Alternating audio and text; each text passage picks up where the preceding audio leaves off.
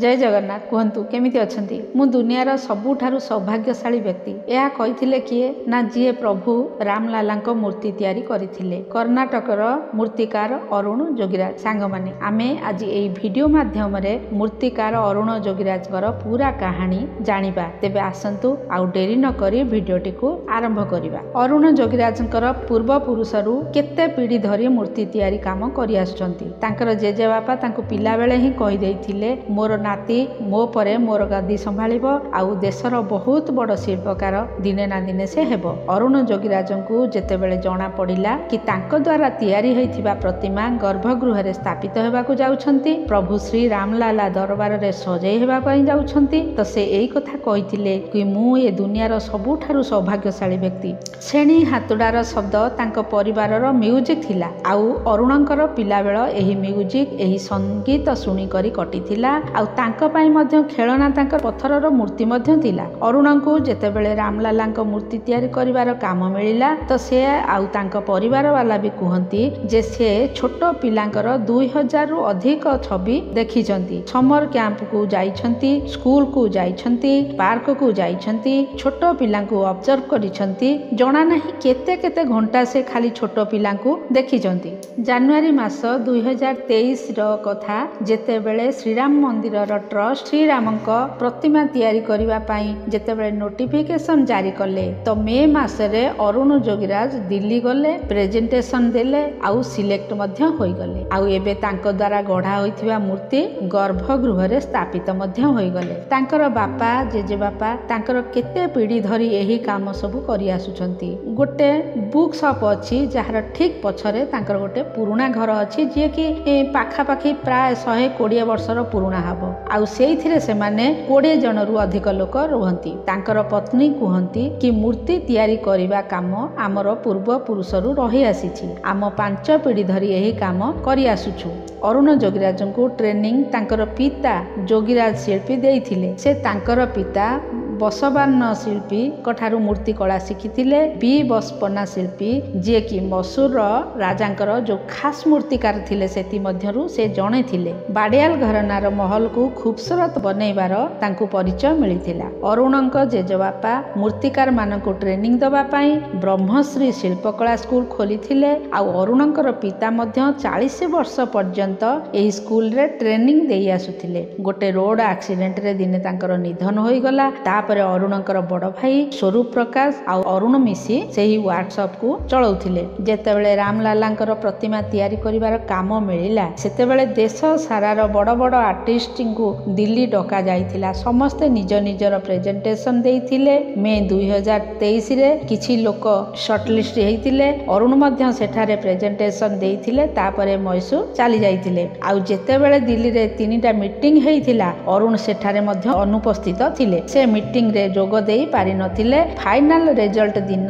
से घरे थिले। सेठारु तांको पाखकु गोटे फोन कॉल आसिला आउ तांकु दिल्ली डका गला। आउ राम मंदिर रे जो रामलालांकर प्रतिमा तैयारी होबाकु जाउथिला से कामकु अरुणकु समर्पी दिया गला। से कहंती गोटे छोटिया चौक पूरा परिश्रम बर्बाद कर देइथांता। बहुत चैलेंजिंग काम थिला। आउ तांकर पत्नी श्रीमती विजेता कहंती तांकु एपरी प्रतिमा तैयारी करिवार थिला जहांक उपरे समस्तंकर दृष्टि पड़िबो। आउ पत्थर मूर्ति तैयारी करिबा बहुत बड़ मुश्किल काम होइथाय। जदि पत्थर बहुत मूल्यवान हेइथाय ताहले गोटे छोटिया चौक पूरा सबु काम को बर्बाद कर देइथाय, किंतु चौक रो कोनोसी गुंजाइश होई नथिला। अरुण कहंती कि जेतेबेले से प्रतिमा तैयारी करूथिले करेक्ट मेजरमेंट आउ शिल्प शास्त्र रो पूरा पूरी ध्यान रखुथिले, काहे कि ना सेति पई डीप रिसर्च आउ नॉलेज रो दरकार पड़िथाय। 5 पीढ़ी धरी जो ज्ञान ट्रांसफर हेइछि शायद सेइथि पई अरुणंकर ए उपलब्धि हासिल होइथिला। प्रतिमा तैयारी करिबा भितरे गोटे छोटिया हासा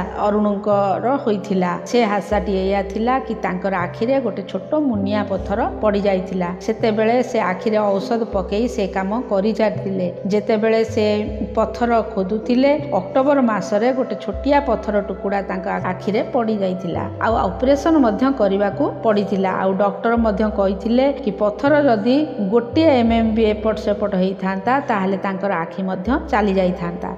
ଅପରେସନ ହେଇଥିଲେ ମଧ୍ୟ ସେଇଥିରେ ସେ ପ୍ରତିମା ତିଆରି କରିବା ବନ୍ଦ କରିନଥିଲେ। ଦେହ ଖରାପ ଭିତରେ ଆଣ୍ଟିବାୟୋଟିକ୍ ନେଇ ଦିନରେ 10 ରୁ 12 ଘଣ୍ଟା କାମ କରୁଥିଲେ। ଆଉ ସବୁଠାରୁ ଚ୍ୟାଲେଞ୍ଜିଂ କାମ ଥିଲା ଏଇଆ କି ଅଯୋଧ୍ୟାରେ ଯେଉଁ ସ୍ଥାପିତ ହୋଇଛନ୍ତି ସେ ପ୍ରତିମା ରାମଲାଲାଙ୍କର ପ୍ରଭୁ ରାମଙ୍କର ବାଳ ସ୍ୱରୂପ ଥିଲା, ବାଳକ ରୂପ ଥିଲା। ଭଗବାନ ଶ୍ରୀକୃଷ୍ଣଙ୍କର ତ ବାଳକ ରୂପ ପ୍ରାୟ ସବୁ ଜାଗାରେ ଆମେ ଦେଖିବାକୁ ପାଇଥାଉ, କିନ୍ତୁ ପ୍ରଭୁ ଶ୍ରୀରାମଙ୍କର ବାଳକ ରୂପ କୋଉଠି ଦେଖିବାକୁ ମିଳେ ନାହିଁ। ସେଇଥିପାଇଁ ବହୁତ ଚୁନତି ଭରା ଥିଲା ଏ କାମ। ଆଉ ମୂର୍ତ୍ତି ତିଆରି କରିବା ପୂର୍ବରୁ ଟ୍ରଷ୍ଟିଙ୍କର 3ଟି ଗାଇଡଲାଇନ ମଧ୍ୟ ଥିଲା। ତାହା ହେଉଛି କି ମୂର୍ତ୍ତି ତିଆରି କରିବା ସମୟରେ 3ଟି କଥାକୁ ଧ୍ୟାନରେ ରଖିବା। ପ୍ରଥମ କଥାଟି ହେଲା ପ୍ରଭୁ ଶ୍ରୀରାମ ବାଳକ ରୂପରେ ଥିବେ। ଦ୍ୱିତୀୟରେ ତାଙ୍କ ମୁହଁରେ ଦିବ୍ୟ ଜ୍ୟୋତି, ଦିବ୍ୟ ତେଜ ପ୍ରକାଶ ପାଉଥିବ। ଆଉ ତୃତୀୟ କଥାଟି ଏଇଆ ଥିଲା କି ବାଳକ ରୂପ ହେଲେ ମଧ୍ୟ ପ୍ରତିମା ରାଜାଙ୍କ ରୂପରେ ଦେଖାଯାଉଥିବେ। ଏହା ଥିଲା 3ଟି ଗାଇଡଲାଇନ, ଯାହା ଉପରେ ଅରୁଣ ଯୋଗୀରାଜ ପ୍ରତିମା ତିଆରି କରିଥିଲେ ଆଉ ପୁରା କରି ମଧ୍ୟ ଦେଖେଇଦେଲେ। ଯେତେବେଳେ ତାଙ୍କୁ ଏ କାମ ମିଳିଲା ତ ସେ ପ୍ରାୟ 2000 ଛୋଟ ପିଲାଙ୍କର ଫଟୋ ଦେଖିଥିଲେ, ଛୋଟ ପିଲାଙ୍କୁ ଅବଜର୍ଭ କରିଥିଲେ, ତାଙ୍କର ମାସୁମିୟତ ଦେଖିବା ପାଇଁ ବହୁତ ସାରା ସ୍କୁଲକୁ ଯାଇଥିଲେ, ସମର କ୍ୟାମ୍ପକୁ ଯାଇଥିଲେ, ପାର୍କକୁ ମଧ୍ୟ ଯାଇଥିଲେ, ଇଣ୍ଟରନେଟରେ ମଧ୍ୟ କେତେ ସାରା ଛୋଟ ପିଲାଙ୍କର ଫଟୋ ଦେଖିଥିଲେ। କେତେ ଥର ତ ସେ ତାଙ୍କର ପୁଅକୁ ସମର କ୍ୟାମ୍ପକୁ ଏଇଥିପାଇଁ ପଠଉଥିଲେ କି ସେଇ ବାହାନାରେ ସେ ବହୁତ ସାରା ପିଲାଙ୍କ ସହିତ ମିଶି ପାରିବେ, ବହୁତ ସାରା ପିଲାଙ୍କୁ ଦେଖିପାରିବେ। ସନ୍ଧ୍ୟାରେ ପାର୍କକୁ ଯାଇ ପିଲାମାନଙ୍କୁ ଦେଖନ୍ତି। କହିବାକୁ ଗଲେ ସେ ବହୁତ ଡିପ୍ ରିସର୍ଚ୍ଚ ସହିତ ଏସବୁ କାମ କରୁଥିଲେ। ଅରୁଣ ଯୋଗୀରାଜଙ୍କର ସାହାଯ୍ୟ ତାଙ୍କର ମାମୁଁ ମଧ୍ୟ କରୁଥିଲେ। ତାଙ୍କର ମାମୁଁ ଯିଏକି ଅଯୋଧ୍ୟାରେ 4 ମାସ ପର୍ଯ୍ୟନ୍ତ ରହୁଥିଲେ, ସେ କୁହନ୍ତି ରାମଲାଲାଙ୍କର ମୂର୍ତ୍ତି ତିଆରି କରିବା ପାଇଁ ତ ଆହୁରି ମଧ୍ୟ ବହୁତ ମୂର୍ତ୍ତିକାରକୁ ରଖାଯାଇଥିଲା।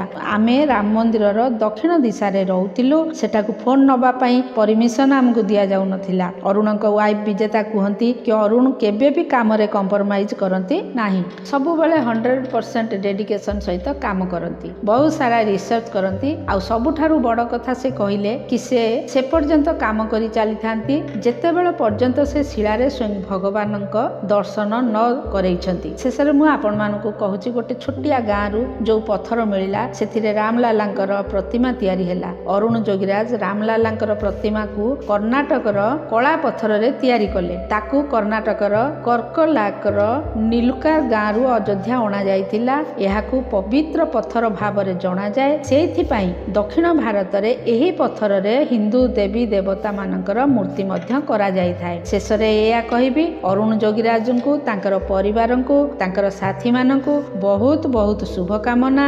ଆଉ ଭାରତବାସୀଙ୍କ ତରଫରୁ ଆଉ ଦୁନିଆର ସବୁ ଭକ୍ତଙ୍କ ତରଫରୁ ବାରମ୍ବାର ନମସ୍କାର, ପ୍ରଣାମ ଆଉ ଧନ୍ୟବାଦ। ଏତେ ସୁନ୍ଦର ପ୍ରତିମା ତିଆରି କରିଥିବା ପାଇଁ ଏହିପରି ତାଙ୍କ ଉପରେ ସର୍ବଦା ପ୍ରଭୁ କୃପା ବର୍ଷୁଥାଉ। ଅଯୋଧ୍ୟାରେ ପ୍ରଭୁ ଶ୍ରୀରାମ ବିରାଜିତ ହେଇଯାଇଛନ୍ତି। ଆପଣମାନେ ଯାଆନ୍ତୁ, ଦର୍ଶନ କରନ୍ତୁ ଆଉ ସୌଭାଗ୍ୟଶାଳୀ ହେଇ ଯାଆନ୍ତୁ। ତ ସାଙ୍ଗମାନେ, ଆପଣମାନଙ୍କୁ ଏହି ଭିଡ଼ିଓଟି କିପରି ଲାଗିଲା କମେଣ୍ଟରେ ନିଶ୍ଚୟ ଜୟ ଶ୍ରୀ ରାମଲାଲା ଲେଖି ଜଣାଇବେ। ଯଦି ଆପଣମାନଙ୍କୁ ଭିଡ଼ିଓଟି ପସନ୍ଦ ଆସିଲା ତ ସାଙ୍ଗମାନଙ୍କ ସହିତ, ମିତ୍ର ବନ୍ଧୁମାନଙ୍କ ସହିତ ନିଶ୍ଚୟ ସେୟାର କରନ୍ତୁ ଆଉ ଚ୍ୟାନେଲଟିକୁ ସବସ୍କ୍ରାଇବ କରିବାକୁ ଭୁଲନ୍ତୁ ନାହିଁ। ଆଶା କରେ ଭିଡ଼ିଓଟି ଆପଣଙ୍କୁ ନିଶ୍ଚୟ ଭଲ ଲାଗିଥିବ।